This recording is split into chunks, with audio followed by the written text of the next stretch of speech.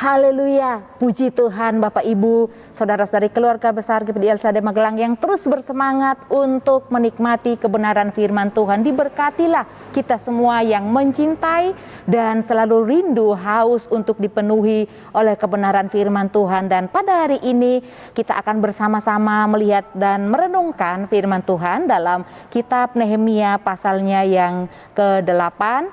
Ayat 1 sampai ayatnya yang terakhir. Saya akan mengajak Bapak Ibu Saudara untuk membaca ayat 1 sampai ayat yang ke-7 dan dilanjutkan ayat yang ke-19. Demikian bunyi firman Tuhan. Pembacaan kitab hukum Hari Raya Pondok Daun. Ketika tiba bulan yang ke-7, sedang orang Israel telah menetap di kota-kotanya, maka serentak berkumpullah seluruh rakyat di halaman di depan pintu gerbang air. Mereka meminta kepada Ezra, ahli kitab itu, supaya ia membawa kitab Taurat Musa, yakni kitab hukum yang diberikan Tuhan kepada Israel. Lalu pada hari pertama bulan yang ke-7 itu, Imam Ezra membawa kitab Taurat itu ke hadapan jemaah, yakni baik laki-laki maupun perempuan dan setiap orang yang dapat mendengar dan mengerti. Ia membacakan beberapa bagian daripada kitab itu di halaman di depan pintu gerbang air dari pagi sampai tengah hari di hadapan laki-laki dan perempuan dan semua orang yang dapat mengerti. Dengan penuh perhatian seluruh umat mendengarkan pembacaan kitab Taurat itu. Ezra, ahli kitab itu, berdiri di atas mimbar kayu yang dibuat untuk peristiwa itu. Di sisinya sebelah kanan berdiri Matika, Sema, Anaya, Uria, Hilkia, dan Maasea. Sedang di sebelah kiri berdiri Pedaya, Misael, Milkia, Hasum, Hasbadna, Zakaria, dan Mesulam. Ezra membuka kitab itu di depan mata seluruh umat karena ia berdiri lebih tinggi dari semua orang itu. Pada waktu ia membuka kitab itu, semua orang bangkit berdiri. Lalu Ezra memuji Tuhan, Allah yang maha besar, dan semua orang menyambut dengan amin, amin, sambil mengangkat tangan. Kemudian mereka berlutut dan sujud menyembah kepada Tuhan dengan muka sampai ke tanah. Puji Tuhan. Bapak Ibu, kita lanjutkan ayatnya ke-19. Bagian-bagian kitab Taurat Allah itu dibacakan tiap hari, dari hari pertama sampai hari terakhir. 7 hari lamanya mereka merayakan hari raya itu, dan pada hari yang ke-8 ada pertemuan raya sesuai dengan peraturan. Judul renungan kita hari ini adalah sikap ibadah yang benar. Tentunya kita akan belajar tentang sikap ibadah yang benar yang dilakukan oleh bangsa Israel di bawah pimpinan Ezra, ahli kitab Taurat. Bapak Ibu yang dikasihi Tuhan, sebagai umat Tuhan yang dikasihi, diberkati, umat Israel memiliki kerinduan yang sangat dalam untuk beribadah dan menikmati persekutuan dengan Tuhan. Dijelaskan pada ayat yang kedua tadi, mereka meminta kepada Ezra untuk membawa kitab Taurat Musa dan membacakan di hadapan mereka. Dan pada ayatnya yang ketiga dikatakan, Ezra membawa kitab itu di hadapan jemaah yang telah berkumpul. Mereka terdiri dari laki-laki, perempuan, dan dari semua kumpulan orang-orang Israel yang dapat mendengar dan dapat mengerti apa yang disampaikan, apa isi kitab hukum Taurat tersebut. Sikap bangsa Israel dalam beribadah, ini yang kita ingin pelajari bersama-sama Bapak Ibu. Belajar dari sikap ibadah bangsa Israel, dan juga kita boleh merenungkan sikap ibadah kita sekarang ini yang kita sering lakukan di dalam ibadah kita, baik di gereja, di rumah, bahkan di dalam persekutuan kita pribadi di hadapan Tuhan. Sikap bangsa Israel dalam ibadah yang pertama, penuh hikmat, penuh ketakjuban kepada Tuhan, penuh penghormatan kepada Tuhan. Mereka berlutut dan sujud menyembah kepada Tuhan dengan muka sampai ke tanah. dijelaskan pada ayatnya yang ke-7 yang telah kita baca. Luar biasa Bapak Ibu Saudara, mereka sujud menyembah Tuhan dengan muka sampai ke tanah. Bagi kita jemaat GPD El Shaddai Magelang, ketika kita berdoa, terutama ketika kita melakukan ibadah pagi, beston pagi Bapak Ibu Saudara, kita diajak untuk berlutut. Apakah muka kita sampai ke lantai gereja? Belum ya, tapi juga tidak menuntut setiap kita untuk melakukan itu saat kita beribadah, karena Allah tentu melihat sikap hati dari setiap anak-anak Tuhan yang rindu untuk beribadah kepada Tuhan, sehingga kita pun di gereja tidak sampai berlutut dan muka kita sampai ke tanah atau lantai gereja ya.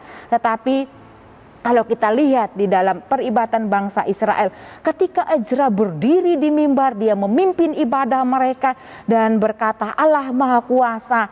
Mereka semua menyembah dan mereka semua berlutut di hadapan Tuhan. Sungguh luar biasa Bapak Ibu, ketakjuban bangsa Israel terhadap Tuhan ketika mereka beribadah. Karena mereka juga percaya ketika mereka menyembah Tuhan, ketika mereka beribadah, kemuliaan Allah meliputi mereka dan kehadiran Allah ada di sana. Ketika kita beribadah di dalam gereja kita, yakini bahwa Allah hadir di tengah-tengah umatnya, Allah hadir dalam kehidupan kita dan melihat sikap hati kita dalam beribadah.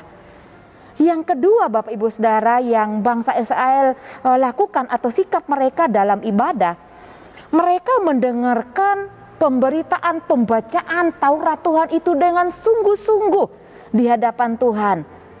Dan dikatakan pada ayat 4b bahwa mereka mendengarkan dengan penuh perhatian. Ini yang menjadi perenungan bagi saya dan kita semua. Apakah di sepanjang hidup kita kemarin ketika kita beribadah di gereja, apakah kita sepanjang ibadah itu, sepanjang pemberitaan firman, kita penuh perhatian? Ataukah kita masih membagi perhatian dengan hal-hal yang lain? Yang dapat menjawabnya adalah saya dan kita semua. Kalau kita masih membagi perhatian kita dengan hal-hal yang lain, Bapak Ibu masih dapat membalas WA, masih dapat melihat Facebook dan lain sebagainya saat beribadah, mari kita tinggalkan hal itu. Karena tentu itu hal yang tidak berkenan di hadapan Tuhan. Ketika kita mengkhususkan waktu kita dengan Tuhan, waktu itu biarlah hanya untuk Tuhan. Masih panjang waktu kita untuk melakukan hal-hal yang lain. Membagi perhatian kita untuk genjet yang kita miliki. Mereka dikatakan bangsa Israel penuh perhatian kepada firman yang dibacakan. Dan pada ayatnya yang ke-19 juga di sana dikatakan bahwa Taurat Tuhan itu dibacakan tiap hari selama 7 hari dari pagi sampai dari pagi. Mari kita baca kembali ayatnya yang keempat Bapak Ibu. Ia membacakan beberapa bagian daripada kitab itu di halaman depan pintu gerbang air dari pagi sampai tengah hari. Dibacakan dari pagi sampai tengah hari. Saya tanya kepada kita semua, berapa lama dari pagi sampai tengah hari? Lebih dari 1 jam Bapak Ibu Saudara. Ketika kita beribadah kepada Tuhan, apalagi waktu kita sekarang ini pandemi, hanya 1 jam lebih beribadah. Dan pemberitaan firman Tuhan itu tidak sampai 1 jam. Kadang-kadang kita sudah gelisah Bapak Ibu ya. Puji Tuhan bagi Bapak Ibu saudara-saudari sekalian yang tidak gelisah. Tapi ketika saya dan mungkin orang lain merasa gelisah, bayangkan, renungkan bangsa Israel, mereka dari pagi hari sampai tengah hari memberikan perhatian mereka kepada Taurat Tuhan yang dibacakan oleh Ezra. Dan dikatakan juga oleh firman Tuhan, mereka suka menelaah kalimat-kalimat dalam firman Tuhan. Ayatnya yang ke-14 kita baca. Pada hari yang kedua, kepala-kepala kaum keluarga seluruh bangsa, juga para imam dan orang-orang Lewi berkumpul pada Ezra, ahli hukum Taurat itu, untuk menelaah kalimat-kalimat Taurat itu. Mereka suka menelaah Bapak Ibu. Ini suatu contoh juga ya, kita belajar minggu lalu bahwa Ezra adalah seorang yang benar-benar meneliti firman Tuhan dan melakukannya. Seorang pemimpin yang luar biasa di dalam Tuhan. teladannya itu akan turun kepada orang-orang yang dipimpin, dan bangsa Israel juga melakukan hal yang sama. Mereka suka menelaah firman Tuhan. Mari Bapak Ibu Saudara, demikian juga dalam kehidupan kita. Ketika kita mungkin mendengarkan firman Tuhan, ada hal-hal yang kita mungkin merasa bertanya tentang firman Tuhan. Telaah, cari, baca firman Tuhan, tanya kepada pemimpin rohani kita ketika kita tidak mengerti tentang firman Tuhan atau hukum Tuhan dalam Alkitab. Dan selanjutnya Bapak Ibu Saudara, yang ketiga, sikap bangsa Israel dalam ibadah. Mereka menerapkan hukum Tuhan, hukum Taurat itu atau firman Allah secara langsung. Tidak menunda-nunda waktu untuk melakukannya di dalam kehidupan mereka. Ketika mereka menelaah, ada hal-hal yang ditemukan bahwa mereka harus membangun pondok-pondok pada hari raya bulan yang ke-7. Dan diumumkan, kita lihat ayat 17 dan 18. Maka pergilah orang mengambil daun-daun itu lalu membuat pondok-pondok masing-masing di atas atap rumahnya, di pekarangan mereka juga di pelataran-pelataran rumah Allah, di lapangan pintu gerbang air dan di lapangan pintu gerbang Efraim. Ayat 18, seluruh jemaah yang pulang dari pembuangan itu membuat pondok-pondok dan tinggal di situ. Bapak Ibu yang dikasihi Tuhan, ketika mereka sudah mendengarkan, mereka tahu itu harus dilakukan, segera mereka lakukan.